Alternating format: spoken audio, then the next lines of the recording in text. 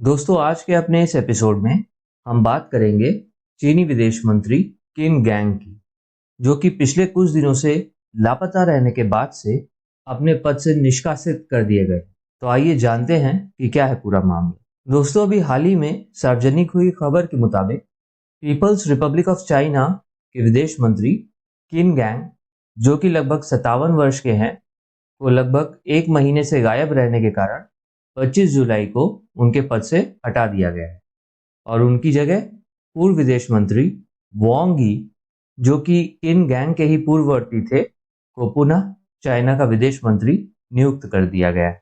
Chinese समाचार पत्र global times के मुताबिक चाइना की संसद में गत मंगलवार को एक प्रस्ताव पारित करके निवर्तमान विदेश मंत्री किन गैंग को उनके पद से हटा दिया गया और उनके पूर्ववर्ती विदेश मंत्री को पुनः उसी पद पर नियुक्त कर दिया गया है।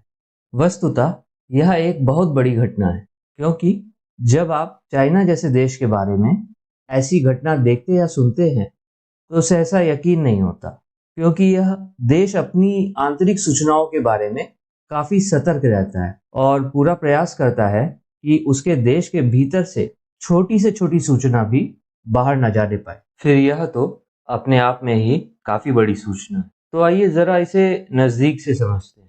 दोस्तों, अंतर्राष्ट्रीय कूटनीतिक गलियारों में चल रही चर्चाओं के मुताबिक पूर्व चीनी विदेश मंत्री किन गैंग पिछले लगभग एक माह से अपने कार्य से अनुपस्थित थे और उनके कार्यालय द्वारा इसका कारण उनका अस्वस्थ होना बताया जा रहा है, परंतु कोई खास इंफॉर्मेशन साझा नहीं की जा रही। किसी असाधारण घटना के होने की संभावना को बल तब मिला जबकि उनके द्वारा इंडोनेशिया में संपन्न हुई विदेश मंत्रियों की अति महत्वपूर्ण बैठक में भी हिस्सा नहीं लिया गया।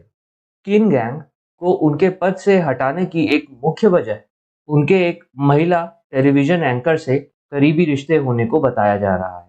हालांकि वे पहले से ही शादीशुदा हैं।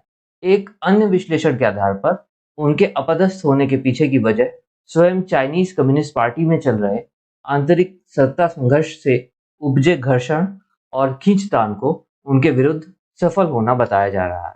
चलिए जानते हैं कि आखिर वैश्विक राजनीति में किन गैंग इतने खास क्यों हैं।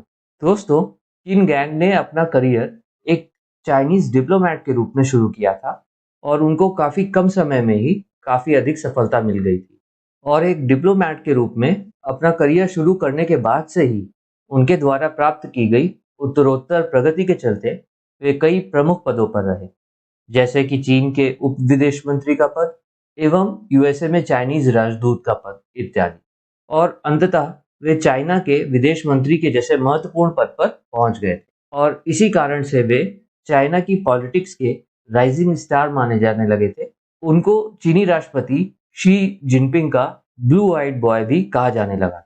अब आइए जानते हैं कि उनकी वैश्विक प्रसिद्धि के आखिर क्या कारण थे। दोस्तों, किन गैंग को उनके तीक्ष्ण तर्कों और सूक्ष्म राजनीतिक समझ के कारण उन्हें अमेरिकी मीडिया में एक वुल्फ वॉरियर की संज्ञा दी जाती थी।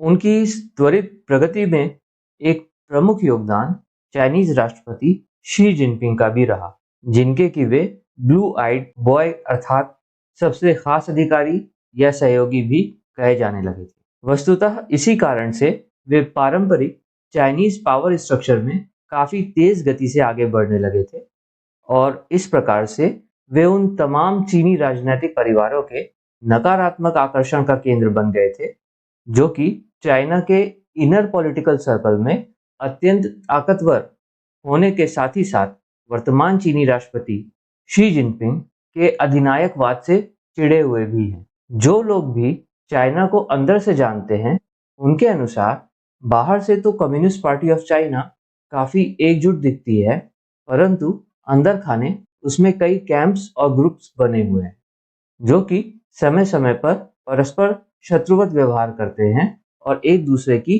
काट करने की जुगत में रहते हैं। वस्तुतः किन गैंग भी इसी आंतरिक खींचतान का शिकार हो गए।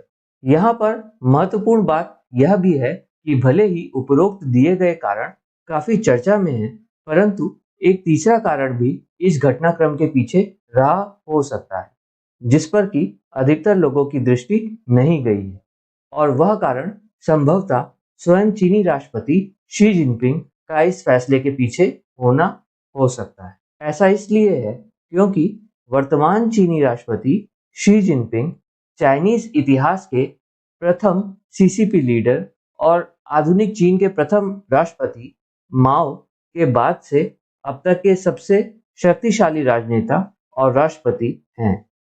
और ऐसा व्यक्ति कदापि नहीं चाहेगा कि उसके रहते कोई अन्य व्यक्ति उसके स्वयं से अधिक लोगों की आकर्षण का केंद्र बने, जिससे कि उसकी स्वयं की लोकप्रियता पर नकारात्मक असर पड़ सकता है।